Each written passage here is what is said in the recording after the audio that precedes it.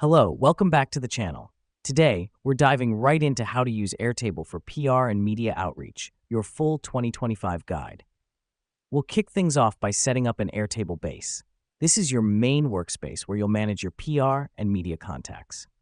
To do this, log into Airtable, click Add a Base, and select Start from Scratch. Name your base, and you're good to go. Setting up a dedicated base keeps all your PR and media outreach information organized and easily accessible. Next up, let's create some tables within our base. The key tables you'll want to include are contacts, outreach, and follow-ups. These tables help you categorize your data and streamline your outreach process. For instance, in the contacts table, you can list all your media contacts, their details, and outlets.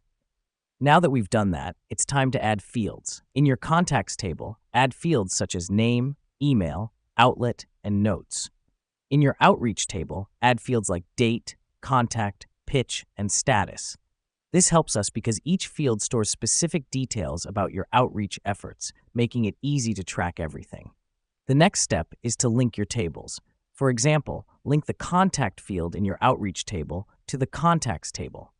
The reason we do this is to create relationships between your tables, allowing you to view relevant information across tables without duplicating data. Lastly, let's put Airtable's automation to work. By setting up automation, you can trigger actions like sending follow-up emails based on changes in your tables. For instance, when the status field in your outreach table changes to sent, you can automate a follow-up email to be sent after a few days. This is a big time saver and ensures you never miss a follow-up. To wrap things up, using Airtable for PR and media outreach streamlines your process, keeps everything organized, and ensures you never miss a beat in your outreach efforts.